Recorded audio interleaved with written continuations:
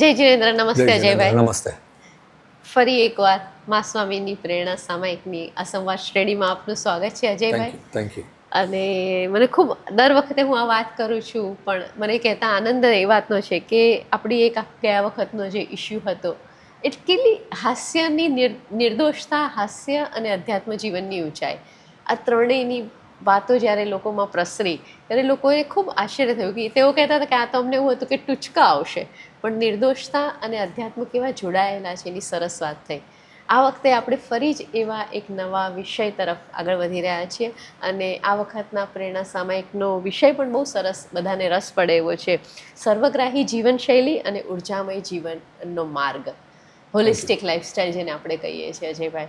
તો વિચાર એવો છે કે આપણે આ હોલિસ્ટિક લાઈફસ્ટાઈલ વિશે જ્યારે વાત કરીએ તો મારા મનમાં એક શંકા અને મૂંઝવણ એવી પણ છે કે હોલિસ્ટિક લાઈફસ્ટાઈલ જ્યારે આપણે કહીએ છીએ ત્યારે એ અજયભાઈ બધાને આદર્શના રૂપમાં ગમતી હોય છે. આજે એક ફેશન છે કે હોલિસ્ટિક લાઈફ જીવવી જોઈએ, your life should be very lively, very positive approach, but when it comes to practicality, જ્યારે ખરેખર એનું અનુસરણ કરવાનું આવે ત્યારે એ ભૂલી જવાતું હોય છે. એટલે એક વ્યક્તિ મંચ ઉપર અને એક વ્યક્તિ જીવનમાં જુદી જુદી હોય છે અને ક્યાંક એનું સંધાન જોડાતું નથી.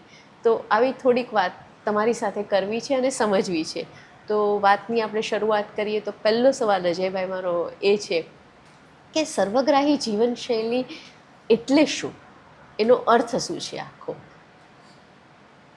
એકચ્યુઅલી તમે જો જોવા જાઓ તો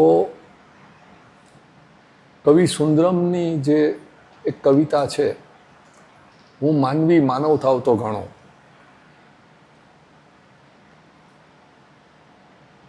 તો માનવી તરીકે તમે માનવ હોવા જ જોઈએ. બીજા બધા જીવો પણ પોતે જે છે એ જ છે, તો શા માટે એક માનવીને જ કહેવામાં આવ્યું કે ભાઈ તું માનવ બન? એની બુદ્ધિને કારણે, એનામાં જે સ્વાર્થ આવે છે એને કારણે, એની ઈચ્છાઓ વધતી જાય છે એને કારણે એને કહેવામાં આવે છે કે ભાઈ તું માનવી બન.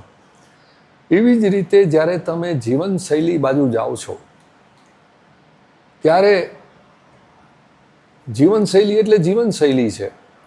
એમાં આપણે એને હોલિસ્ટિક લાઈફસ્ટાઈલ કહીએ, આપણે એને સર્વગ્રાહી જીવનશૈલી કહીએ, તો આ સર્વગ્રાહી કે હોલિસ્ટિક શબ્દ આપણે ઉમેરવો શું કરવા પડે છે? કારણ કે તમને લાગે છે કે ક્યાંક એ જે લાઈફસ્ટાઈલ, જીવનશૈલી જે હોવી જોઈએ એ આપણે ચૂકી ગયા છીએ. આપણે એમ કેમ કહેવું પડે છે કે હું માનવી માનવ થાવ તો ઘણું? કેમ કે આપણને ખ્યાલ આવે છે કે હું માનવી તરીકે જન્મો તો છું પણ માનવી રહ્યો નથી. એવી રીતે જીવનશૈલીમાં પણ આપણને ખ્યાલ આવે છે કે મારી જે જીવનશૈલી હોવી જોઈએ એ જીવનશૈલી આખી બદલાઈ ગઈ છે. અને એને કારણે તમારે આ શબ્દો આગળ મૂકવા પડે છે. મે બી આજે તમે કદાચ હોલિસ્ટિક કે સર્વગ્રાહી શબ્દ મૂકો છો, મને લાગે છે કે આજથી 10, 20, 25 વર્ષ પછી કદાચ 5 શબ્દ મૂકવા પડશે, રાઈટ, જસ્ટ ટુ ગાઈડ કે ભાઈ જીવનશૈલી તો આવી હોવી જોઈએ. બરાબર છે. એક જમાનો હતો આજથી લગભગ 100 વર્ષ પહેલા કે ઇવન 60 વર્ષ પહેલા, કે જ્યારે એક નાનકડું સૂત્ર હતું, કમ ખાવ ગમ ખાવ. રાઈટ, બરાબર છે. હવે નાનું સૂત્ર તમે જો જુઓ તેમાં તમારી આખી જીવનશૈલી આવી જતી હતી. પણ એ સૂત્ર મૂકવાની જરૂર શું કરવા પડી? તો મારું માનવું છે કે જેમ જેમ માણસ પ્રગતિ કરતો ગયો એમ કદાચ એનું ધ્યાન વધારે ને વધારે ખાવા પર થયું. અને ખાવું એટલે ખાલી ખોરાક જ નહીં, પણ બધું ભેગું કરવું, પૈસાને ભેગો કરવો, મટીરિયલિસ્ટિક વર્લ્ડમાં ભેગું કરવું. એટલે કોઈએ કીધું કે ભાઈ કમ ખાવ, અને માણસનો સ્વભાવ બગડવા માંડ્યો એટલે એને કીધું કે ભાઈ ગમ ખાતા શીખ. પછી મા સ્વામી શબ્દ મૂકે, જતું કરતા શીખ. કોઈ કે પરિસ્થિતિનો સ્વીકાર ભાવ કર. પણ એ કમ ખાવ ગમ ખાવ પણ સૂત્ર આવ્યું શા માટે? તો જો ખરેખર આપણે જોવા જશું ને તો મોટા ભાગના જે સૂત્રો આપવામાં આવે છે એનું કારણ છે કે એ સમયમાં આપણા વડીલો હોય, મા બાપો હોય કે સંસતીજીઓ, એને લાગે કે આખી જીવનશૈલી જ માણસની જે હોવી જોઈએ એ બદલાઈ ગઈ છે અને એના માટે આ શબ્દ આપવામાં આવે છે. મારા હિસાબે જો તમે ખરેખર સંતોષ અને કૃતજ્ઞતા, કન્ટેન્ટમેન્ટ અને ગ્રેટિટ્યૂડ સાથે જો જીવન જીવવાની શરૂઆત કરો તો તમને લાગે છે કે તમારે હોલિસ્ટિક લાઈફસ્ટાઈલ કે સર્વગ્રાહી જીવન એવું શૈલી માટે વિચાર પણ કરવો પડે.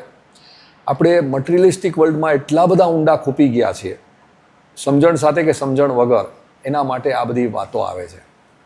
સાચી વાત છે અજયભાઈ તમારી, કે આપણે વર્ષો પહેલાં જ્યારે ઓછી વસ્તુ હતી આપણી પાસે, સાધન સંપત્તિ ઓછી હતી, ત્યારે આપણે કદાચ વધારે સુખી હતા, અને આજે આપણે પોઝિટિવ લાઈફસ્ટાઈલ કે સર્વગ્રાહી જીવનશૈલી એવું કહેતા થયા છે. તમારી એ વાત બહુ જ સાચી છે.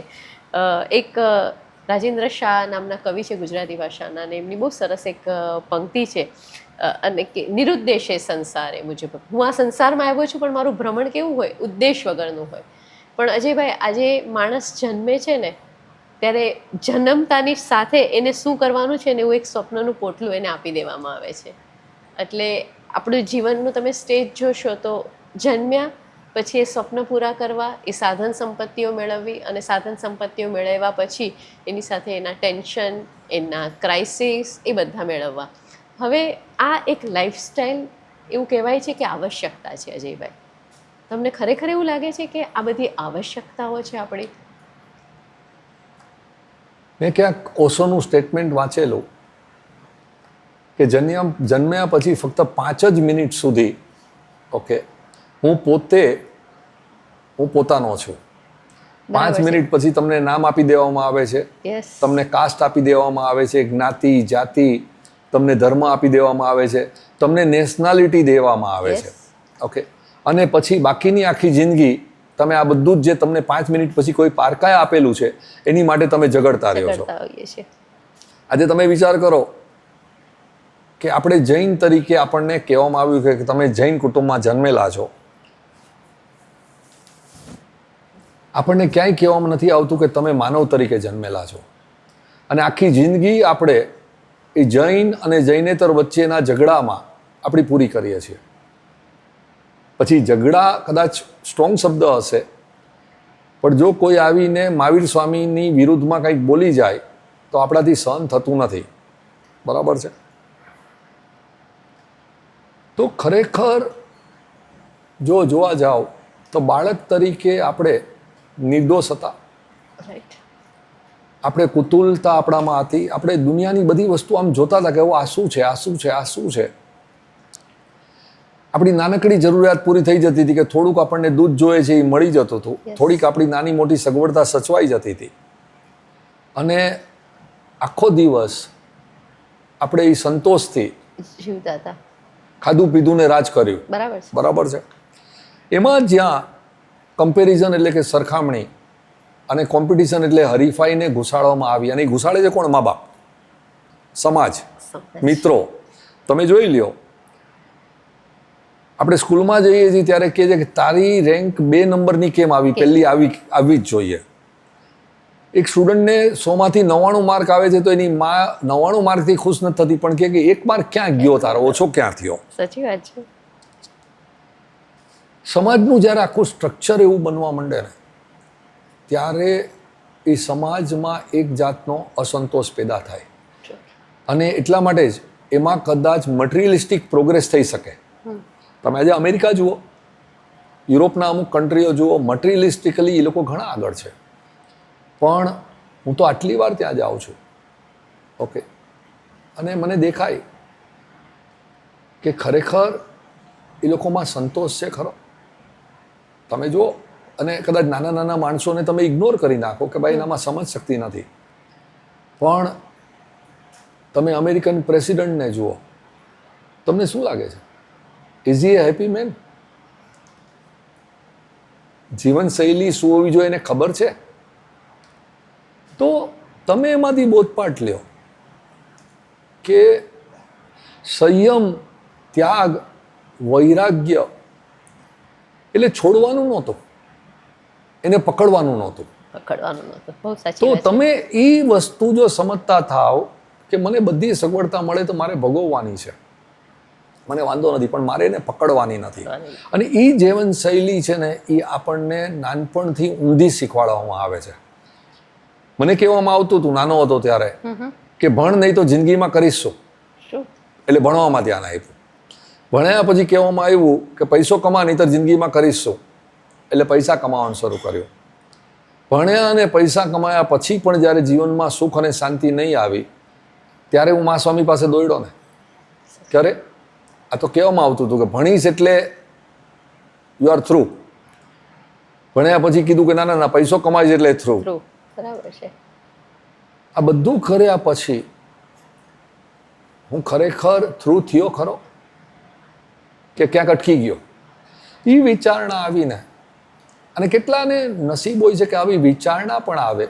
વિચારણા આવે પછી એવા સાચા ગુરુ ભગવંત મળે જે માર્ગ બતાવે, અને એનો માર્ગ બતાવ્યા પછી તમે મહેનત મૂકી અને તમે એ માર્ગ ઉપર ચાલવાની કોશિશ કરો, ત્યારે તમને જ્યારે એ ચાલો છો ત્યારે તમને સમજાય કે સમાજને કારણે, મા બાપને કારણે, મિત્રોને કારણે, ભાઈ બહેનોને કારણે તમે જે સુખી જીવનમાં હતા એમાંથી તમે એકચ્યુઅલી દુઃખી જીવનના માર્ગ પર ચાલવા માંડ્યા. એટલે અજયભાઈ જીવનનો રઝળપાટ છે એક રાતનો, બરાબર છે? તો જ્યારે તમે સર્વગ્રાહી જીવનશૈલી એવું વિચારો છો અને બીજી તરફ આપણે આ બધામાં પડી ગયા છીએ, તો એવું કહી શકાય એટલે કે આ બધું સમજણ આવે 50 વર્ષ પછી જ, એટલે સર્વગ્રાહી જીવનશૈલી 50 પછી જ શક્ય બને, એવું થઈ ગયું એનો મતલબ? પોસિબલી શું છે કે જ્યાં સુધી તમે એક્સપિરિયન્સનો આખો કર્વમાંથી પાસ નથી થતા ને ત્યાં સુધી તમને પહેલા તો ખબર નથી પડતી કે સારું શું ને ખરાબ શું. એટલે પોસિબલી તમે જે કહો છો એ વાત સાચી છે, 50 વર્ષ પછી ખબર પડે. પણ મેં એવા કિસ્સાઓ જોયા છે, અને આ પહેલા પણ હું કહી ચૂક્યો છું કે મારી જમવાની થેલી ઓલી દીકરીને આપી દીધી, એને પોતાના પૂરતું લઈ અને મને પાછું આપી દીધું. 12-14 વર્ષની દીકરી હતી. તો એ 12-14 વર્ષની દીકરીમાં 12-14 વર્ષની ઉંમરે એ સમજણ હતી કે સંતોષ શું કહેવાય. તો તમને લાગે છે એને 50 વર્ષની ઉંમર સુધી પહોંચવાની જરૂર હતી? નહોતી જરૂર. બરાબર છે. અને મારા અનુભવ પ્રમાણે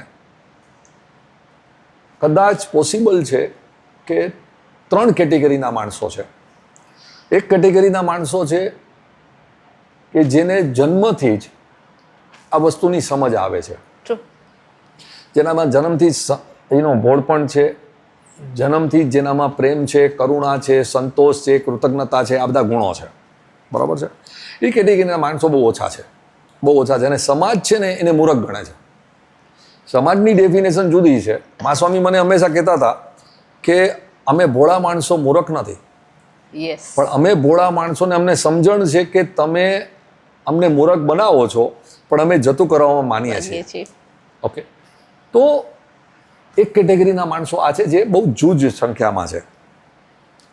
બીજી કેટેગરીના માણસો છે કે જે આ અનુભવમાંથી પાસ થાય છે અને એને જીવનમાં શાંતિ મળતી નથી, એટલે એ ગોતવા માંડે છે, એ પોતાની ખોજ ચાલુ કરે છે કે આ બધા પછી શું. એક જે સ્ટોરી મને મા સ્વામીએ વાત કરી હતી, આપણે બહુ લંબાવશું નહીં, પણ તને ભણતરમાં સારામાં સારી ડિગ્રી મળી પછી શું? તો કે પછી લગ્ન કરીશ. લગ્ન કર્યા પછી શું? તો કે હું પૈસો કમાઈશ. પૈસો કમાવે પછી શું? એમ કરતાં કરતાં કરતાં કરતાં છેલ્લે આવે છે ત્યારે હું સુખે શાંતિથી રિટાયર્ડ થઈ અને શાંતિથી જીવન જીવીશ. તો 40મે વર્ષે 50મે વર્ષે જે માણસ પૈસો કમાઈ ગયો એ એમ કહે છે કે ચાલ હવે તો મારે પૈસો કમાઈને તો શાંતિની જિંદગી છેલ્લે જીવવાની જ હતી, તો હવે હું રિટાયર્ડ થઈ જાઉં, હવે હું શાંતિની જિંદગી જીવું. પણ ત્યાં સુધીમાં હેલ્થના પ્રોબ્લેમ આવશે. નહીં, કદાચ નથી આવ્યા, ચાલો કદાચ નથી આવ્યા તો પણ એ વિચાર કરે છે કે એ જે છે એ એક જાતની મિકેનિકલ લાઈફ, જેને તમે ગાડરિયો પ્રવાહ કહી શકો, કોમ્પિટિટિવ વર્લ્ડ કહી શકો, કે ના મને તો અઢળક કમાવું છે. જેની પાસે જીવન જીવવાની જરૂરિયાત કરતાં 100 ગણા વધારે પૈસા થઈ ગયા, એ એમ કહે છે કે ભાઈ મારે હવે આ રેટ રેસમાંથી બહાર આવવું છે, તો એ બહાર નથી આવડતા. ગઈકાલે હું એક નાનકડી સ્ટોરી વાંચતો હતો, અને સાચી વાત છે, મેં એમાં પછી ગૂગલ ચેક પણ કર્યું. કીડી છે ને એ પોતાના કરતાં 100 ગણું વધારે વજન ઉપાડી શકે છે, પોતાના વજન કરતાં 100 ગણું વજન ઉપાડી શકે છે. અને કીડીની જિંદગી આખી વજન ઉપાડવામાં જ વહી જાય છે. હવે તમે કીડીને કયો જીવ કહેશો? ખ્યાલ આવ્યો તમને? તો આપણને કહેવામાં આવે કે આપણે આપણા વજન જેટલું નહીં પણ વજનના ચોથા ભાગનું પણ ઉપાડી નથી શકતા માણસ તરીકે. ઓકે, પણ આપણે એ વજનનો ભાર નથી ઉપાડતા તો બીજો ભાર ઉપાડીએ છીએ. આપણને મન આપેલું છે તો મનમાં ભાર ઉપાડીએ છીએ કે આને હું બતાવી દઈશ, આને તો હું ભૂલીશ જ નહીં. એટલે જે ભાર ઉપાડવાની જે આદત દરેક જીવને પડી ગઈ છે, એ ભાર ઉપાડવામાંથી તમે જ્યાં સુધી બહાર ના આવો તો એક પડાવ આવે છે. તમારી વાત સાચી છે કે 40, 45, 50, 55 વર્ષે એટલા જ માટે ત્યારે કહેવાતું કે હવે તમારો વનમાં પ્રવેશ થઈ ગયો. 51 થી 58 સુધી તમારો વનમાં પ્રવેશ થઈ ગયો, તો હવે તમે વિચારો. પણ ત્યાં ધર્મના નામે કે હવે તમે ધર્મ કરો, અને આપણે એમાં નથી જવું, પણ એ ધર્મ છે એને તો માણસોને ખરેખર કહું ને સાચે રસ્તે વાળવાને બદલે સાવ ખોટે રસ્તે જ વાળી નાખ્યા છે, ક્રિયામાં જ મૂકી દીધા છે. એટલે 51 થી 58 વર્ષની ઉંમરની અંદર જો માણસ ખરેખર વિચારવા માંડે કે હવે શું, અને એની તબિયત તમે કીધું એવી રીતે પણ ગઈ હોય, તો મારો પર્સનલ અનુભવ એવો છે કે જો તમે 50મા વર્ષ પછી પણ તમે થોડુંક ચાલવાનું કરો, થોડા યોગા કરો, થોડો તમારો સ્વભાવને સુધારો, તો તમારી તબિયત સારી થઈ જાય છે. અને પછી તમે માનો કે ન માનો પણ તમારું આયુષ્ય પણ વધતું હોય એવું દેખાય છે. હેલ્ધી આયુષ્ય તો થાય છે પણ આયુષ્ય વધે પણ છે. પણ ત્યાં તમે ધર્મના બધા પ્રિન્સિપલ મૂકી દો કે 11ની 12 ન થાય ને આ બધી વાત કરો, તો મને એ બધી વાતો નથી જતતી. મને એમ થાય છે કે ના, જિંદગી એવી જીવો કે જેમાં ખરેખર એક સ્ટેજમાં તો એમ થાય કે આ 10 વર્ષથી I am really enjoying my life. એટલે અજયભાઈ, અહીંયા તમે ધર્મનો સિદ્ધાંત અપરિગ્રહ કે કશાયમાં ન રહેવું એ મૂકી શકો ને, ક્રિયાની બદલે આ વૈચારિક તો વાત આપણે મૂકી જ શકીએ. હું તમને શું કહું છું ખબર છે કે જ્યાં તમે શબ્દોને પકડો છો ને ત્યાં એ અર્થનું અનર્થ થવા માંડે છે. બરાબર છે. એક તો શું છે કે દરેક ધર્મમાં જે શબ્દો મૂકેલા છે એ થોડા અઘરા શબ્દો મૂકેલા છે, એ તમારે ગોખવા પડે છે. બરાબર છે. પણ માની લ્યો કે મને મહાસ્વામીએ જે સિદ્ધાંત આપ્યો કે બધા શબ્દો ભૂલી જા, સંતોષ પણ ભૂલી જા, અને કૃતજ્ઞતા પણ ભૂલી જા, અને અપરિગ્રહ પણ ભૂલી જા, સત્ય પણ ભૂલી જા, અહિંસા પણ ભૂલી જા. અને એક નાનકડું વાક્ય તમે આપી દઉં છું. જે કાર્ય કરતા, વચન બોલતા કે વિચાર કરતા તારી સુખ અને શાંતિ વહી જાય એ છોડી દેજે. બરાબર છે. અને જે મન વચન અને કાયાથી જે કાર્ય તું કરે એમાં તારી સુખ અને શાંતિ જળવાઈ રહે એ કરજે. એ સાચું ને ઓલું ખોટું. હવે આ જ હોલિસ્ટિક લાઈફ છે. હોલિસ્ટિક લાઈફસ્ટાઈલ આનું પરિણામ છે. હોલિસ્ટિક લાઈફસ્ટાઈલ આનું પરિણામ છે કે તમે આ કરો એટલે તમને એ સુખ, શાંતિ, પ્રસન્નતા, હળવાશ અને મધુરતા મળે, જે જ જીવનનો ઉદ્દેશ્ય છે. ઉદ્દેશ્ય શું છે જીવનનો? હું નથી માનતો કે કોઈ સ્વર્ગ અને નર્ક છે. જે કહેવામાં આવે છે કે તમે મોક્ષ માર્ગ ઉપર ચાલો, એ આ હોલિસ્ટિક લાઈફસ્ટાઈલનો આ માર્ગ છે, જીવતા ચાલવાનું છે. આપણે ત્યાં શું કહેવામાં આવે છે ખબર છે? મર્યા પછી તમને મોક્ષ મળશે. પણ ખરેખર તમે જો આ માર્ગ ઉપર ચાલવાનું શરૂ કરો, એક જ સદગુણ પકડી લ્યો, એક જ સદગુણ કે મારે નિસ્વાર્થ રહેવું છે. બરાબર છે. તમને કહું 99 દુર્ગુણો ભાગી જશે, રહેશે જ નહીં. તમે કહો કે મારે ખોટું કામ નથી કરવું, મારે કોઈને દુઃખ પહોંચાડવું નથી. બરાબર છે. તમારા જીવનમાં જે પરિવર્તન આવી જશે એ જ હોલિસ્ટિક લાઈફસ્ટાઈલ છે. એટલે આ જે છે એ પ્રોસેસ છે, અને એ પ્રોસેસમાંથી તમે પાસ થાવ એટલે હોલિસ્ટિક લાઈફસ્ટાઈલ છે એ એન્ડ રિઝલ્ટ છે. રાઈટ અજયભાઈ. એટલે બંને વસ્તુ પ્રત્યે આપણે ધ્યાન આપીએ છીએ. એક તો આપણું માનસિક પરિવર્તન અને બીજું આપણે શારીરિક સ્વાસ્થ્યનું ધ્યાન રાખવું, અને બંનેનું જ્યારે સમન્વય થાય ત્યારે જ આપણે હોલિસ્ટિક લાઈફ તરફ. મારા હિસાબે શારીરિક વસ્તુની અસર ખાલી 5% છે, 5% પણ નથી. ઓકે. પણ જ્યારે એને માનસિક બળ મળે છે ત્યારે શારીરિક શક્તિ, મેં તો કેટલા વ્યક્તિઓને જોયા છે, મહાસ્વામીને મેં જોયા છે, એણે જીવનમાં ક્યારેય તમે ગણો કે કસરત નહોતી કરી, ક્યારેય બહુ કાંઈ ચાલ્યા નહોતા, ક્યારેય એણે ખાવામાં કાંઈ ધ્યાન પરેજી નહોતી રાખી કે ધ્યાન નહોતું રાખ્યું, અને છતાં 94 ને 95 વર્ષ સુધી મેં એને હસતા હસતા ખીલતા જોયા. એનો અર્થ શું થયો કે એની માનસિકતા એવી હતી કે ક્યારે એને ખોટું લાગતું જ નહીં. તો માનસિકતાની અસર 95 થી 99% આપણા શરીર ઉપર છે. એટલે એ ડેવલપ કરવી પડે છે અને ધીરે ધીરે એ ડેવલપ થતી હોય છે અજયભાઈ. કારણ કે આપણે ધીરે ધીરે નથી કરવી પડતી સેજલબેન. આ તમારો મૂળ સ્વભાવ છે. તમે જન્મો છો ને બાળક તરીકે ત્યારે નિર્દોષતા અને કુતુલતા તમારો મૂળ સ્વભાવ છે. હોય છે પણ એને પાછો લાવવો પડે છે કારણ કે સમાજના હા પણ તમે જ્યારે એ મૂળ સ્વભાવને પહેલું તમારે પ્રયત્ન કરવાની જરૂર છે. પહેલું જેવું તમે પ્રયત્ન કરો અને એની પોઝિટિવ અસર તમારા જીવન પર પડવા માંડે પછી તો તમે છે ને એ રસ્તા પર દોડવા માંડશો. એટલે વાદળ હટી જાય પછી પ્રકાશ આપોઆપ પછી આપોઆપ આવે છે. પણ અજયભાઈ મેં એવું પણ જોયું છે એક માણસની નાનકડી વાત છે. તમે મને તમારી સાથે જ ડિસ્કસ કરતા આપણે આ વાત કદાચ કરી હતી કે એક માણસ હતો અને એ માણસ બિચારો પથ્થર કાપતો હતો અને મૂર્તિ બનાવતો હતો. પણ એને એમ થાય છે કે હું પૈસાવાળો બનું. પછી એ પૈસાવાળો બની જાય છે ઈચ્છા. પછી એને એમ થાય છે હું રાજા બનું તો એ રાજા પણ બને છે. પછી એને મજા નથી આવતી તો એ કહે કે મારે સૌથી ઊંચો પર્વત બનવું છે કારણ કે પર્વત ઉપર આમ સૌથી ઊંચો કહે તો એ પર્વત બને છે. પછી એક દિવસ એ પર્વતને બધા એક માણસ કાપવા આવે છે, પથ્થર કાપે છે એમાંથી અને જુએ છે કે એ પથ્થર કાપે છે તો એમ થાય છે અરે આ તો મને કાપી રહ્યો છે, મારી ઊંચાઈ કપાઈ રહી છે. પણ જુએ છે તો એ પથ્થર કાપીને એમાંથી મૂર્તિ જ બનાવતો હોય છે. તો એમ થાય છે અરે હું તો સારો હતો. તો આપણે આખી આ લાઈફસ્ટાઈલમાં જો આપણે ઈચ્છાઓ અપેક્ષાઓ કરી પણ પાછા આપણે મૂળમાં હતા અને ત્યાં જ આપણે સારા હતા. તો આ જે વસ્તુ છે ને જે ભાઈ કે આપણી પાસે છે એનું આપણને મૂલ્ય નથી.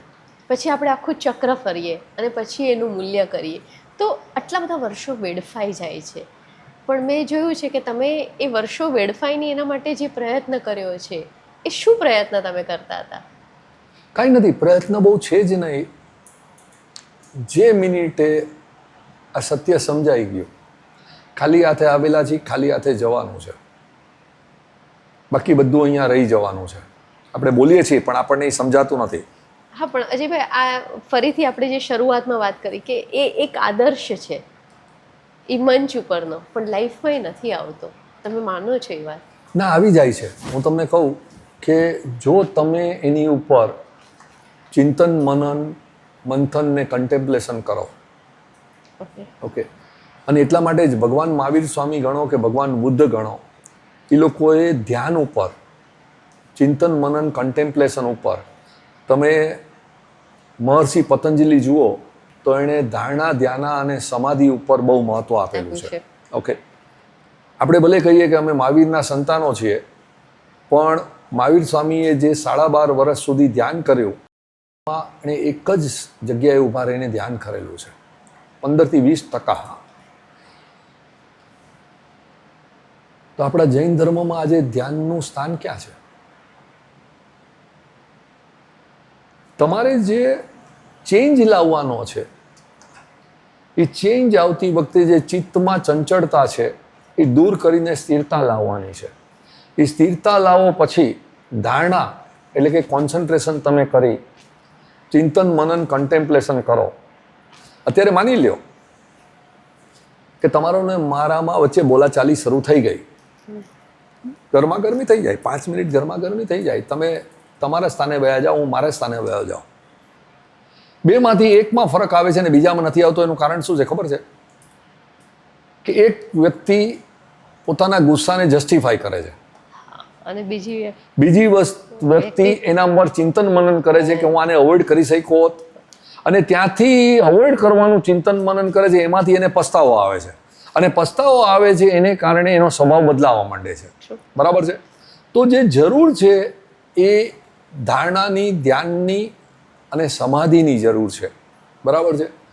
તમે માનતા હો કે તમે આટલા વ્યાખ્યાનો સાંભળો અને એને કારણે તમારા જીવનમાં પરિવર્તન આવે તો હું માનવા તૈયાર જ નથી. એ તો છે ને, તમે સ્ટોરીની જેમ સમય પાસ કરવા માટે જાઓ છો ને એટલા માટે યંગર જનરેશન હવે અત્યારે ઉપાશ્રય કે આ જાતની જગ્યામાં જતા નથી. પણ તમે એને કહો કે કોઈ પણ પ્રસંગ સારો બને કે ખરાબ બને તો એ પ્રસંગ ઉપર નાનકડું ચિંતન મનન મંથન કરવાનું શરૂ કર કે આ શું થયું, શા માટે થયું. અને ત્યારે તમે એકલા બેઠા હો અને કોન્શિયસ માઇન્ડથી તમે વિચાર કરો છો, છેલ્લે એ સબકોન્શિયસ માઇન્ડમાં વયું જાય છે અને ત્યારે તમને રિયલાઇઝ થાય કે આમાં મારી ભૂલ હતી, બસ એટલું તમને સમજાઈ જાય ને આમાં મારી ભૂલ હતી, તો પરિવર્તનની યાત્રા તમારી ચાલુ થઈ ગઈ.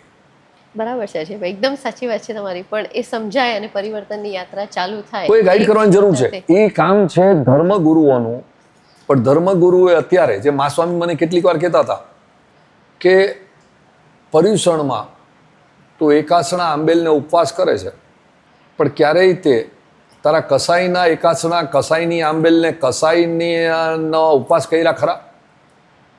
તમે મને કહો કે એક ધર્મગુરુ જૈન ધર્મમાં મને બતાવો કે જે કહેતા હોય કે આ પર્યુષણના 8 દિવસમાં આપણે ક્રોધના 8 દિવસ ઉપવાસ કરવાના છે. મને એક ધર્મગુરુનું નામ છે તમને તમારી પાસે જૈનમાં? એટલે હવે ધીરે ધીરે એ જાગૃતિ આવી રહી છે અજયભાઈ, અને લોકો કરી પણ રહ્યા છે કે પોતાના કશાય પર કાબુ કરવો, અને એ દિશામાં જઈ રહ્યા છે. અરે હું તમને, મારે બોલવું નથી, આપણે લાઈવલી લાઈફની પણ વાત થોડી કરવાની છે. બોલો બોલો. કે ખાસ તો કે જે લાઈવલી લાઈફ, આજનું યંગ જનરેશન, તમે ખૂબ એ લોકોને મળો છો ને એમની સાથે વાત કરો છો, તો એ લોકોના મનમાં લાઈવલી લાઈફ એટલે શું ખબર છે? તો એ લોકો એમ કહે છે કે આ પાર્ટી કરવી, એટલે અત્યારનો એક ટ્રેન્ડ છે ને જે ભાઈ અર્ન અને સ્પેન્ડ, વાત પૂરી થઈ જાય. તો લાઈવલી લાઈફનો અર્થ એ ક્યારે પણ નહોતો અને ન હોવો જોઈએ. એટલીસ્ટ એમાં એક ફાયદો શું થાય છે ખબર છે? એ અંતિમ ચરણ નથી લાઈવલી લાઈફ, પણ એક ફાયદો શું છે કે એ લોકોના જીવનમાં જે આપણે એકબીજાની કુથલી કરવાની વાત કરીએ છીએ, એકબીજાની વાતો કરવાની વાત કરીએ છીએ, એમાં યંગર જનરેશન એમાંથી ટોટલી બહાર થઈ ગયું. બરાબર છે? એટલે જે મને દેખાય છે કે યંગર જનરેશન એ ગંદકીમાંથી તો બહાર થઈ જ ગયો. અજયભાઈ એના ઘરમાં શું કરે છે એની સાથે મારે કાંઈ લેવા દેવા નથી. બરાબર છે? મને પાર્ટી કરવી છે, મને ડાન્સ કરવો છે, મને મ્યુઝિક સાંભળવું છે, મને માની લો કે આલ્કોહોલ પણ લેવું છે. બરાબર છે? ના, હું નથી કહેતો આ સારું છે કે ખરાબ છે, પણ એ પોતાના પૂરતું, પોતાની લાઈફ પૂરતું આ કરી અને રિલેક્સ થાય છે. બરાબર છે? પણ એ નેગેટિવિટીમાં નથી જતા. હવે આ લેવલથી એ લોકોને જે આનંદ છે, સુખ છે, એનો સ્પર્શ થઈ ગયો. પણ એ સુખ ક્યાં સુધી મળે છે ખબર છે? જ્યાં સુધી મિત્રો સાથે બેઠા હોય છે ત્યાં સુધી મળે છે. એ લાંબુ નથી ટકતું. પણ જે આપણા વડીલોને તમે જુઓ ને, તો એ લોકોને તો શું થાય છે, સુખ પછી દુઃખ આવે છે અને દુઃખ પછી સુખ આવે છે. એટલે થાય છે શું ખબર છે કે નાનામાં નાનો પ્રસંગ હોય તો આપણે પકડીને રાખીએ છીએ. યંગર જનરેશનને હું શું જોઉં છું ખબર છે? મિત્રો સાથે ઝઘડા થાય ને ત્યારે ગુસ્સે થઈ જાય, ગાળાગાળી કરી લે, પણ કલાક 2 કલાક પછી પાછા એ જ પાર્ટી કરવા માટે, એ જ ડાન્સ કરવા માટે, એ જ જમવા માટે ભેગા થઈ જાય છે. એટલે એક સ્ટેજમાં તમે મને પૂછો ને તો હું ઇન્ડિયામાં અને અબ્રોડમાં યંગર જનરેશનના બહુ ટચમાં છું, અને આઈ ફીલ કે they are a much better community than આપણી ઓલ્ડર જનરેશન. ઓલ્ડર જનરેશનમાં દંભ છે ને ધર્મના નામે હદ ઉપરાંત દમ છે. તમારી વાત કદાચ અમુક હદ સુધી અજયભાઈ સાચી હોય, પણ મારો જે મૂળ મુદ્દો છે, આપણે એ તરફ થોડાક જો વિચારીએ તો એ જે સુખની વ્યાખ્યા છે એ ટેમ્પરરી વ્યાખ્યા છે એમની. તમે જે સુખની વાત કરો છો એ લોંગ લાસ્ટિંગ સુખની વાત કરો છો. ના, હું લોંગ લાસ્ટિંગ છે, સર્વગ્રાહી જીવનશૈલીમાં લોંગ લાસ્ટિંગ હું જે લોંગ લાસ્ટિંગ છે એના માટે શબ્દ સુખ નથી વાપરતો, આનંદ વાપરું છું. ઓકે, તો એ આનંદની આપણે આ શોર્ટ ટર્મ છે. ઓકે, પણ શોર્ટ ટર્મના આનંદ સુખ પછી જે ઓલ્ડર જનરેશનને દુઃખ આવે છે ને, એ યંગર જનરેશનને હું દુઃખમાં નથી જોતો. એ લોકો એટલું ઝડપથી વસ્તુને ભૂલી જવા તૈયાર થાય છે.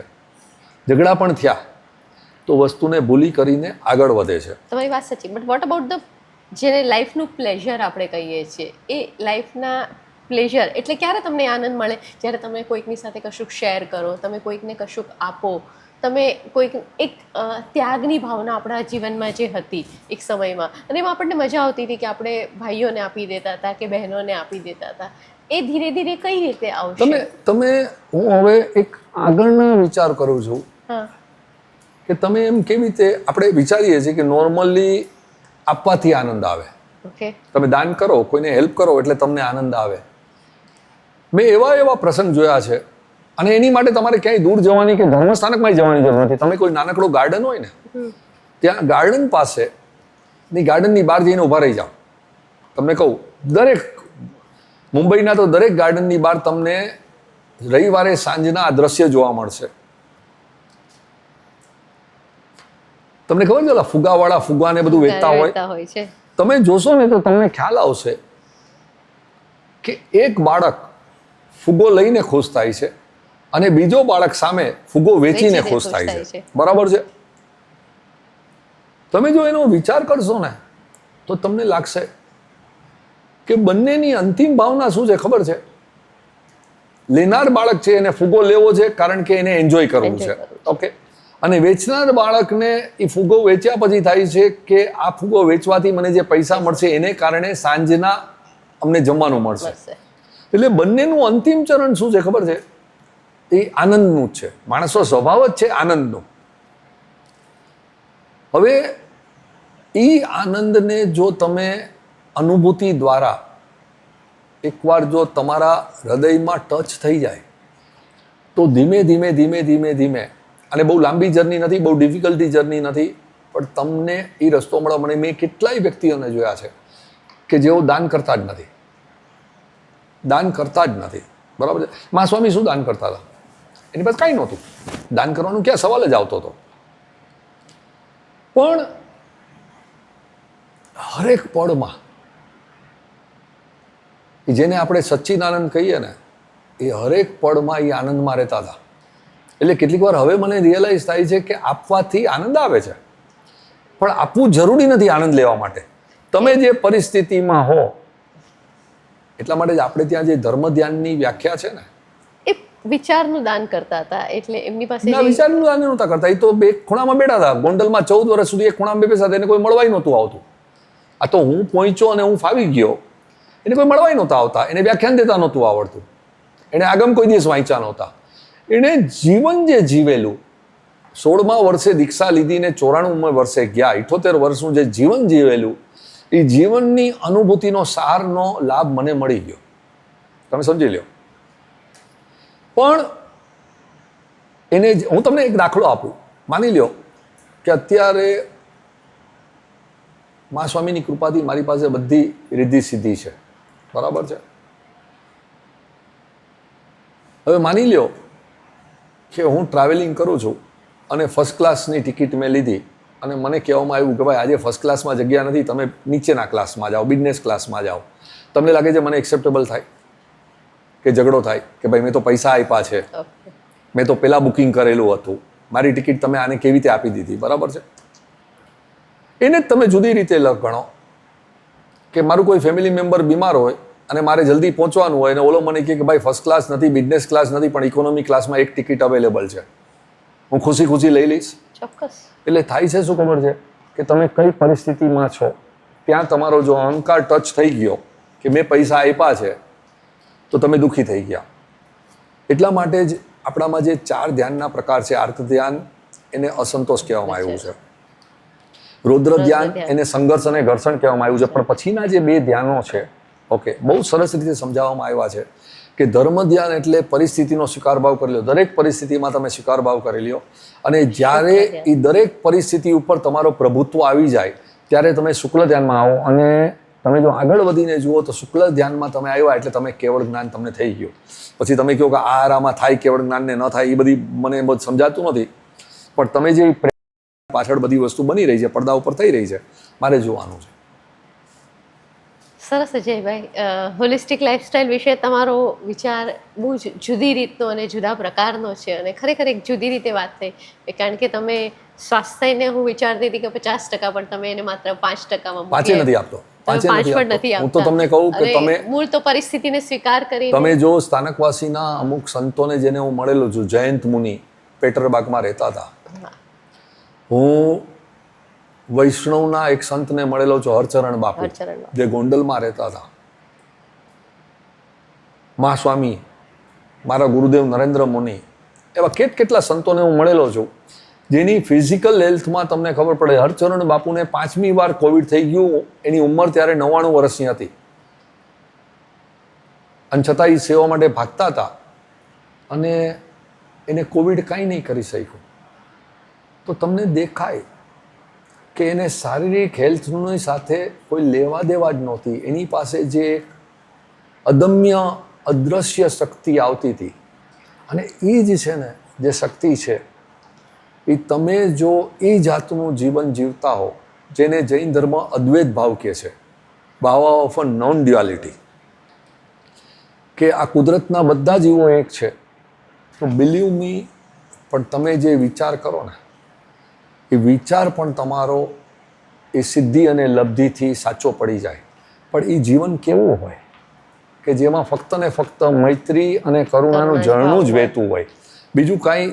તો પછી એમાં સ્વાર્થ તો ક્યાંથી આવે? જ્યાં મૈત્રી ને કરુણા દુનિયાના બધા જીવો પ્રત્યે તમને હોય, પણ જ્યારે તમારી પાસે એ શક્તિ આવે અને એ શક્તિ થકી તમે કોઈના દુઃખ દૂર કરી શકો, ત્યારે તમને ખબર છે કે એ જે સચ્ચિદાનંદની જે પરાકાષ્ઠા આવે, જે તમે માઉન્ટનની વાત કરી ને, કે માઉન્ટનની ટોપ પર તમે આમ બેસી જાઓ અને તમને કોઈ જાતનો ગભરાટ ન હોય, ડર ન હોય, ભય ન હોય, તમે એકલા અતુલા બેઠા હો અને છતાં પણ તમે હવા સાથે પણ રમત રમતા હો, તમે કુદરતને જોઈને માલતા હો.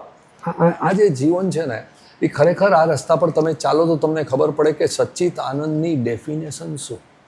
એ તો છે ને અનુભૂતિની વાત છે સેજલબેન, આને વર્ણવી પણ મુશ્કેલ છે. વર્ણવી મુશ્કેલ છે. એટલે ઘણી બધી વાર ઘણા લોકોને નાનકડી વસ્તુમાં પણ સચ્ચિત આનંદ મળી જતો હોય છે. એક છોકરો હતો અને ભરતીને કારણે ઘણી બધી સ્ટારફિશ કિનારા ઉપર આવી ગઈ હતી, તો એ બિચારો એક એક ફિશને પાછો સમુદ્રમાં મૂકવા જાય છે. તો વડીલ પૂછે છે કે હવે તારા એક એકથી શું થશે આટલી બધી? તો કે આ એક બચી ગઈ ને એટલો પણ એ પણ ફરક પડે છે. હવે તમે વિચાર કરો કે એ છોકરાની જે તમે વાત કરી કે આ એક બચી ગઈ કરીને કરતો હતો, તમને લાગે છે એને ધર્મની જરૂર છે? એટલે એ એનામાં એક જે તમને લાગે છે એને હોલિસ્ટિક કે સર્વગ્રાહી જીવનશૈલી શીખવા સહજ આવી ગયો? એ સહજ જે વસ્તુ જેનામાં આવી જાય એ ફાવી જાય, બાકી આપણે પ્રયત્ન કરવો પડે. હા, અને આપણે પ્રયત્ન કરવા માટે આપણે પોતે પણ એવું જીવવું પડે ને. એટલે મારો છેલ્લો સવાલ છે અજયભાઈ, બહુ ડિફિકલ્ટ નથી, બહુ એટલે છેલ્લો સવાલ તરફ હું આવું, તમે એની સાથે વાતને આખી વણી લેજો કે તમને પોતાને એવું લાગે છે કે તમે હોલિસ્ટિક લાઈફસ્ટાઈલ જીવી રહ્યા છો ખરા? There is nothing like a lifestyle. Okay. જીવન છે ને એ એક વેણ છે, એક ફ્લો છે. તમે કહો છો કે આ પાણી વહી રહ્યું છે, પણ નદી એમ કહે છે કે હું વહી રહી છું? નદીમાં પાણી જ્યારે નદીનું વહેતું હોય ત્યારે તમે જોશો ને તો એમાં કેટલાય પથ્થરો આવે, કેટલાય જાડી ઝાંખડા આવે, તો તમને લાગે છે કે નદીના પાણીને એ વાગતું નહીં હોય? વાગતું હશે. સ્ટ્રગલ આપણા જીવનના, હા, જીવનની સ્ટ્રગલ એ વાગતું હશે. પણ તમે જો ખરેખર ત્યારે જો વિચારો ને તો તમને એ પણ વિચાર આવવો જોઈએ કે આ વાગે છે તો જ ખડખડ ખડખડ કરતો આવો સરસ અવાજ આવે છે. ઓકે, જેને આપણે સંગીતમય અવાજ આવે છે. અને એ નદીનું જીવન પણ સંગીતમય તો જ થાય છે. જો નદીનું જીવન જો સંગીતમય ન થતું હોત ને સીધું જેમ નળ આપણે ખોલીએ અને પાણી આમ પડતું હોત તો એમાં સંગીત આવે છે? નથી આવતું. તો લાઈફસ્ટાઈલ શું છે ખબર છે કે it has to flow, moment to moment, moment to moment. અને એ તમારી ફ્લો થતી હોય, ઓકે, એમાં તમને કહેવામાં આવે કે આનંદ એટલે શું, તો તમે એ આનંદને વર્ણવી પણ નહીં શકો. તમે આનંદ એટલે શું? હસવાનું છે? આનંદ એટલે સુખ છે? ચાલો આપણે સમજી ગયા અવિરત આનંદ છે, બરાબર છે. પણ હું તમે મને કહો કે ભાઈ અવિરત આનંદ એટલે શું? સંતોષ છે અજયભાઈ, એક પ્રકારનો સંતોષ. આપણે એટલે તમને કહું છું કે જ્યારે તમારા જીવનમાંથી બધી નેગેટિવ વસ્તુ નીકળી જાય અને જે બાકી રહી જાય ને એ તમારી સર્વગ્રાહી જીવનશૈલી, ઓરિજિનલ પણ તમારી પાસે એ જ હતું. એટલે કાંઈ પણ બધું નીકળી જાય. સર્વગ્રાહી જીવનશૈલી માટે તમારે કાંઈ નવી વસ્તુ લાવવાની જરૂર નથી. તમારે ખાલી ખરાબ વસ્તુઓને કાઢી નાખો. તમે સ્લેટ ઉપર જે બધા ચિત્રામણા કર્યા છે ને, એટલે આપણે જે વધારાનું લાવ્યા હતા એ વધારાનો મદ ઓછો કરવાનો. બાકી તો ઓરિજિનલ તો તમારી પાસે તમારો સ્વભાવ છે, જે સ્વનો ભાવ તો છે જ. એટલે તમે તમારી ઓલી સ્ટાઇલમાં જ કહો ને ભાઈ, હંમેશા તમે કહો ને બધા ચરબી બહુ ભરાઈ ગઈ છે એટલે જીમમાં જાઓ, તો વૈચારિક જીમમાં જવાની વાત. એબ્સોલ્યુટલી. તમે જો ખરેખર તમે જોવા જાઓ તો તમને દેખાશે કે આપણી પાસે ઓરિજિનલ જે સ્વભાવ છે આપણો એ સાક્ષી ભાવનો સ્વભાવ છે. બાળક શું કરે છે? બાળક જોઈ રાખે છે. કુતુલતાથી જોઈ રાખે છે. એનું રમકડું તમે લઈ લ્યો તો 2 મિનિટ રડશે, પછી તમે એને ફોસલાવશો એટલે ભૂલી જશે, અને નહીં ફોસલાવ્યો તોય 1 મિનિટમાં રડતો રડતો બંધ થઈ જશે. બરાબર છે. આપણે એને પકડમાં લઈ લીધું, આપણે પકડીને બેસી ગયા. એ જ્યારે તમે ઉપરનો જે કચરો, શિલ્પીકારની તમે જે વાત કરી ઓલી મૂર્તિની, એને જ અનુસંધાનમાં મેં ક્યાંક વાંચેલું હતું કે એક દુકાનની બહાર બહુ મોટો પથ્થર હતો, અને દુકાનદારને ત્યાં ગ્રાહકો આવતા એ બધાને લાગતો, એટલે દુકાનદાર કહે કે આ પથ્થર જાય તો સારું, પણ હવે આને પથ્થરને અહીંથી લઈ જવાનો ખર્ચો થતો હતો. ત્યાં એક શિલ્પી આવ્યો, એણે દુકાનદારને કીધું કે આ પથ્થર મારે લઈ જવો તો કેટલામાં વેચશો તમે? તો દુકાનદાર તો ખુશ થઈ ગયો, ભાઈ મફતમાં લઈ જા. એ લઈ ગયો. એણે એની ઉપરથી જે વધારાની વસ્તુઓ હતી પથ્થરને એને કોતરીને કાઢી નાખીને એવી ભવ્ય મૂર્તિ બનાવી કે એ દુકાનદાર લાખો રૂપિયા આપીને એ મૂર્તિ લઈને ગયો. અને પછી એણે કીધું કે આ તે બનાવી ત્યારે ઓલો શિલ્પી એને ઓળખી ગયો કે સાહેબ આ એ જ પથ્થર છે, મેં છે ને વધારાનો ભાગ કાઢી નાખ્યો, જે જરૂરિયાત નહોતો. આપણા જીવનમાંથી ભગવાન મહાવીરે બરાબર કીધું છે કે રાગ દ્વેષ એટલે કે ક્રોધ, અભિમાન, માયા, પ્રપંચ અને લોભને જો આપણે ધીમે ધીમે ઓછા કરતા જઈએ તો માનો કે જીવનમાં એવી પરમ શાંતિ, સુખ, પ્રસન્નતા જે આપણો મૂળ સ્વભાવ છે એ જ્યારે આવી જાય, તમે હળવાશ અને મધુરતા કરી નાખો. આ સ્વભાવ કેળવવાની વાત છે. ઓકે. અને એ જ્યારે સ્વભાવ કેળવાઈ જાય પછી શું છે કે જતું કરવાની વાત આવે ને ત્યારે શરૂઆત છે જતું કરવાની વસ્તુથી. જે માસ્વામી કહેતા હતા કે શરૂઆત છે જતું કર, એટલે તમે મારી વસ્તુ, મારી પેન લઈ લીધી, કહો જવા દો, ચાલો. પછી આ ભાઈએ મારા પૈસા લઈ લીધા, હું કહું જવા દો, ચાલો. તમને ખબર છે અંતિમ ચરણમાં શું થાય? અંતિમ ચરણમાં યમરાજ આવીને મારું શરીર લેવા આવ્યા, અને ત્યારે એ સ્વભાવ પડી ગયો હોય, એટલે યમરાજ કહે કે તારું શરીર હવે મારે લેવાનું છે, બરાબર છે, એટલે તારો જીવ મારે લઈ જવાનો છે. ત્યારે એ જે આદત પડી ગઈ હોય ત્યારે તમે કહો કે ઠીક છે જવા દે. એ જ્યારે જતું કરવાનું જે અંતિમ ચરણ આવે ત્યારે તમને જે શાંતિથી, પણ તમને એ મૃત્યુનો ભય લાગે? એ જે શાંતિથી તમે જ્યારે જીવનનો અંત પણ એવી રીતે લઈ આવો ત્યારે તમને આજુબાજુની બધી વસ્તુઓ તમે ભેગી કરી હોય એને છોડવાનો ભય લાગે? ઠીક છે, જ્યાં સુધી હતું ત્યાં સુધી મેં ભોગવેલું હતું. એ જે સ્વભાવ છે જે એ જતું કરતા શીખ, એ આપણે એને લઈ લીધું છે કે આપણે જેને કહીએ ને કે તારામાં હિંમત નથી એટલે તું નમતું આપી દે છે. મારા ખ્યાલથી જતું કરવાની સાધના જો કોઈ કરે ને તો એના જેવો હિંમતવાન માણસ કોઈ નહીં. સાચી વાત છે. એનામાં જે નૈતિક હિંમત હોય કે આ છોડી દો, ત્યારે એ યમરાજ આવીને કહે કે ભાઈ તારો જીવ હું લેવા આવ્યો છું, તારું ચૈતન્ય હું લેવા આવ્યો છું, તારો આત્મા હું લેવા આવ્યો છું. ને એ હસતા હસતા કહી દે કે ઠીક છે, મને તો ખબર છે કે ભાઈ ઘણી બધી વાર, રોજના 4 વાર બધા માણસો મારી પાસેથી વસ્તુઓ લઈને પડાવીને જતા હતા, અને હું તો મારી ખુશીમાં હતો, બરાબર છે, હું મારી ધૂનકીમાં હતો, ને તારે જે લેવું હોય તું લઈ જા. શું થાય? એ એપ્રોચ બહુ જરૂરી છે. એ અપ્રોચ આ પ્રેક્ટિસ થકી અહીંથી જ આવે.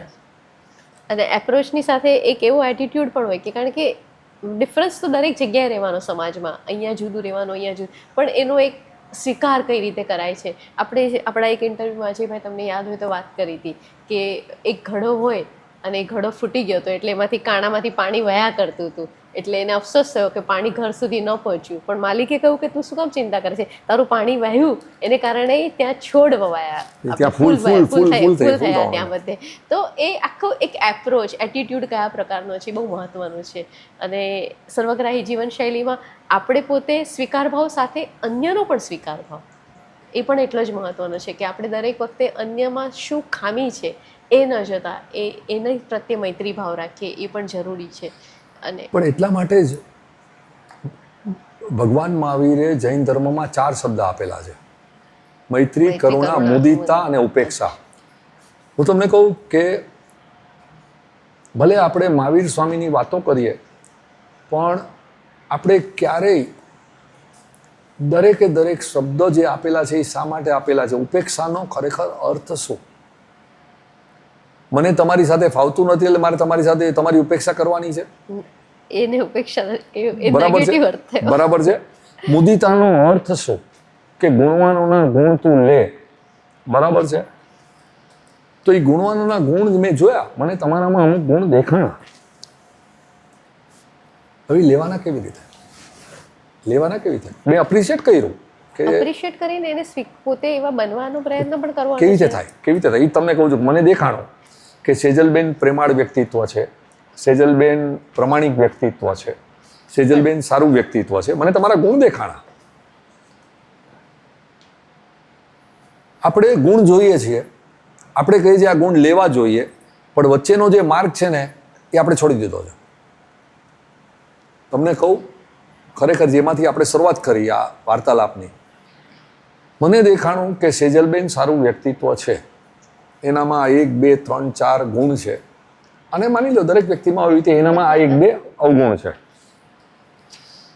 તો ભગવાન મહાવીર સ્વામી કહે છે કે એ અવગુણની તું ઉપેક્ષા કર, બરાબર છે. જવા દે, એની બહુ વિચાર નહીં કર.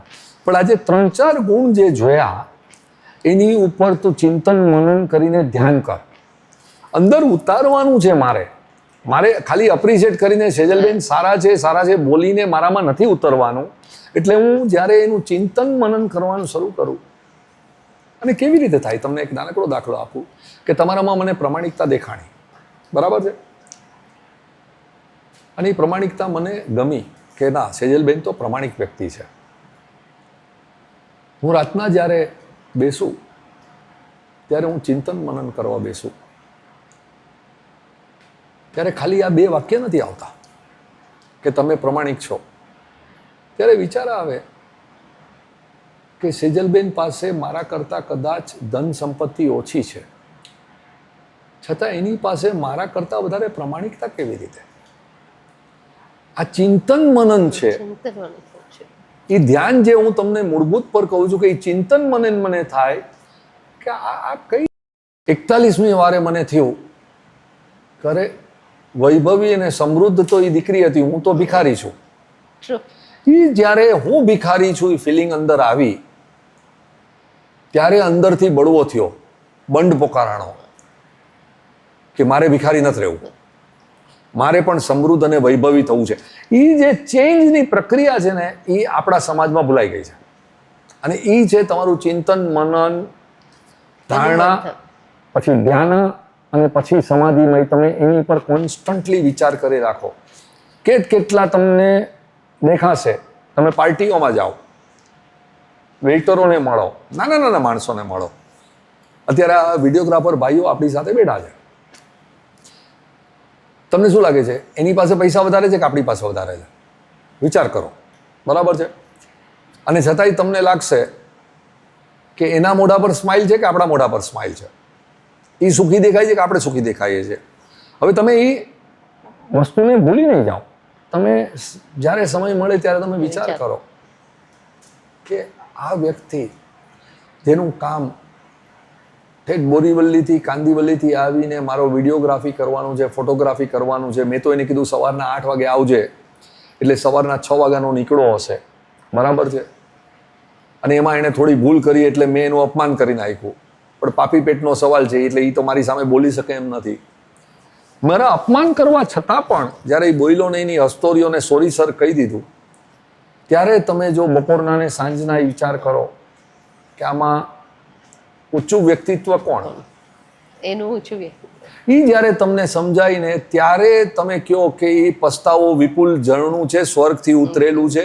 એ પસ્તાવો મારામાં શરૂ થાય. એ જ્યારે પસ્તાવાનું જ્યારે ચિંતન મનન થાય ત્યારે બીજી વાર ભૂલ થશે, પણ બીજી વાર હું જસ્ટિફાઈ નહીં કરું ને ગુસ્સો ઓછો કરીશ. પછી 3જી વાર ભૂલ થશે ત્યારે હું ગુસ્સો જ નહીં કરું. 4થી વાર ભૂલ થશે ત્યારે હું એને સોરી કહીશ, અને 5મી વાર ભૂલ થવાની બંધ થશે.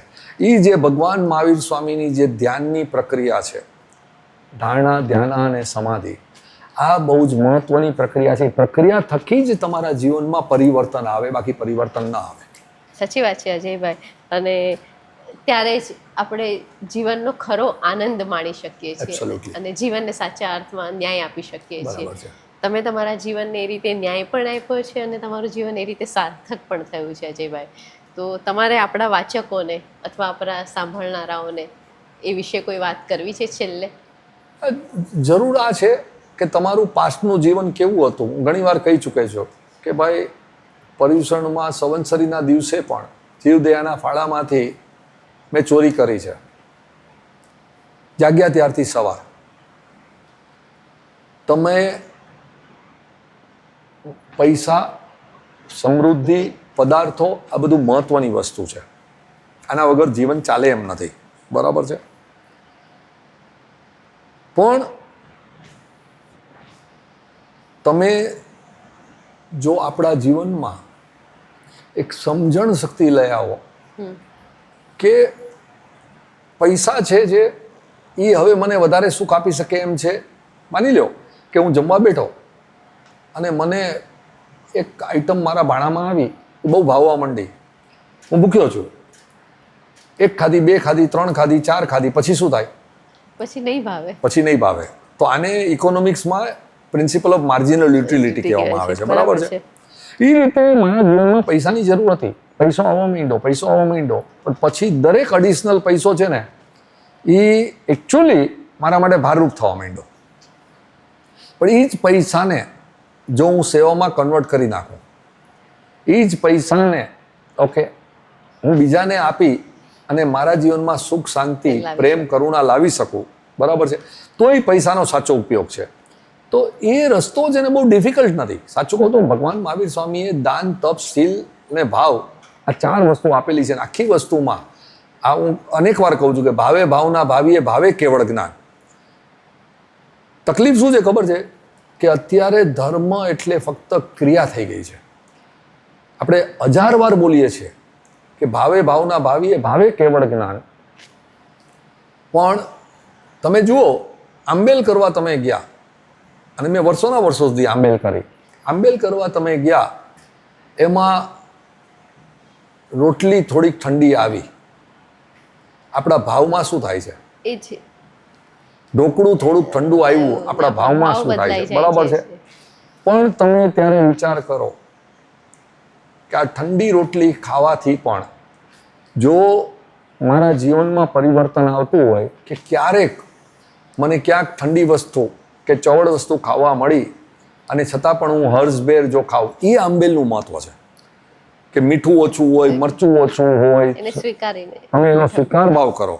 આંબેલનું મહત્વ પણ આપણામાં શું કહી દીધું છે ખબર? તમે આટલી આંબેલ કરો એટલે આટલી આંબેલનું પુણ્ય મળે, ને આટલી આંબેલ તમે કરો એટલે તમારું મોક્ષ થઈ જાય.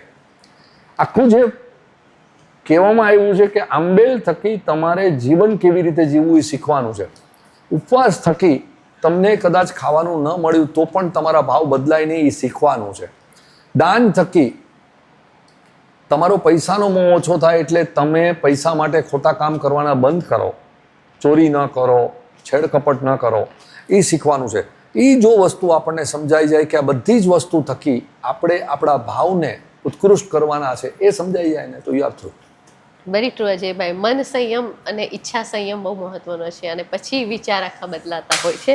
તો આજે આ નિમિત્તે તમારી સાથે ખૂબ સરસ વાતો થઈ, અને આ વાતમાં મને મૂળ રૂપે જે તમારી સૌથી મહત્વની વાત ગમી એના પર હું ફરી એકવાર કહીશ કે આપણી અંદર એ મૂળ ભાવ છે જ, એના ઉપર આપણે આપણી ઈચ્છાઓનું એક આખું આવરણ ઢાંકી દીધું છે. એ ઈચ્છાઓના આવરણને થોડુંક પાતળું કરવાનું છે, અને પાતળું કરીને ઓછું કરીએ એટલે આપણે ફરી પાછા આપણા મૂળ સ્વભાવમાં આવી જઈએ, અને હોલિસ્ટિક લાઈફસ્ટાઈલ જેને આપણે કહીએ છીએ એ તરફ આપણે સૌ આગળ વધીએ.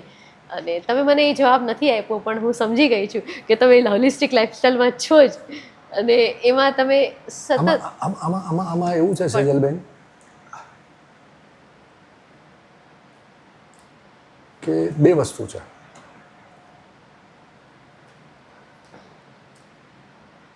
આપણા જૈન ધર્મમાં આના માટે બહુ બ્યુટીફુલ સ્ટોરી આવે છે. શ્રેણિક રાજા મહાવીર સ્વામીને પૂછે છે કે 12 જે સંત છે એ અત્યારે કાળ કરે તો શું થાય? પ્રસન્નચંદ્ર રાજા. તો મહાવીર સ્વામી કહે છે કે 7મી નરકે જાય, અને બરાબર 1 મિનિટ પછી દુંદુભી વાગે છે, અને કહે છે કે એ મુનિ છે જે એ કેવળ જ્ઞાન પામી ગયા. તમે માનતા હો કે, અથવા હું માનતો હોઉં કે હું હોલિસ્ટિક લાઈફસ્ટાઈલ તરફ છું, તો એ એક ભૂલ છે.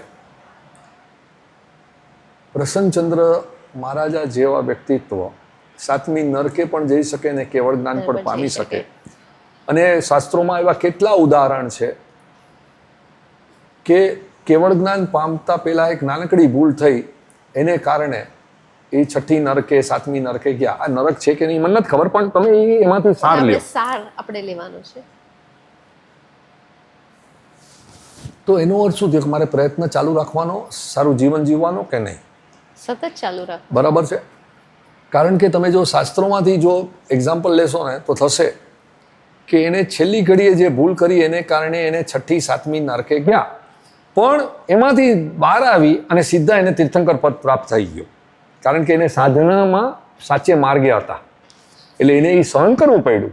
એક્ઝેક્ટલી હું જે જીવન જીવી રહ્યો છું ને એ જીવનમાં હું આને તમે હોલિસ્ટિક લાઈફસ્ટાઈલ કયો, કઈ જીવનશૈલી કયો, એનું મહત્વ જ નથી. એક જ વસ્તુ છે કે હું આનંદમાં છું કે નહીં. અને જો મને લાગે કે હું આનંદમાં છું, બરાબર છે, અવિરત આનંદના ઝરણામાં હું બેસી ગયો છું, બરાબર છે, તો મારે ખરેખર આને કોઈ નામ આપવું જોઈએ ખરું? ન આપવું જોઈએ. આને નામ આપીને પછી શું છે, એ નામની પકડ ચાલુ થઈ જાય. એટલે તમારે ત્યારે શું કરવાનું છે ખબર છે કે મને રસ્તો મળી ગયો છે, મારે એ રસ્તા પર ધીમે ધીમે ધીમે ધીમે પ્રેક્ટિસ, જેને આપણામાં ધર્મમાં સાધના શબ્દ આપવામાં આવેલો છે, બાકી એકચ્યુઅલી તો એ પ્રેક્ટિસ છે. તમે એ પ્રેક્ટિસ કરીએ જ રાખો, કરીએ જ રાખો, કરીએ જ રાખો. વચ્ચે ભૂલ થશે, પાછી ભૂલ થશે, પાછી ભૂલ થશે, પાછી ભૂલ સુધારો, પાછું એનું ચિંતન કરો, પાછું એનું ધ્યાન કરો. બસ આ જિંદગી છે. અને એમ કરતા કરતા એક દિવસ શરીરનો સ્વભાવ સડવાનો છે, શરીર છોડી દેવાનું. સાચી વાત છે અજયભાઈ. આપણી પ્રસન્નતા આપણા હાથમાં છે, અન્ય કોઈના હાથમાં નથી. આપણે એ પ્રસન્નતાને બરકરાર રાખવાની છે, અને આ જ આપણી વાતનો મૂળ સાર છે. તો ફરી એકવાર મા સ્વામીની પ્રેરણા તરફથી આપનો એક ખૂબ આભાર માનીએ છીએ. આપ એના તંત્રી છો, અને છતાં પણ અમે આપનો આભાર એટલા માટે માનીએ છીએ કારણ કે આ જે સમય દરમિયાન આપણી વચ્ચે જે વિચાર ગોષ્ઠી થાય છે એમાંથી પણ ઘણું બધું આપણને પ્રાપ્ત થતું હોય છે. ખૂબ આભાર અજયભાઈ એના માટે. Thank you.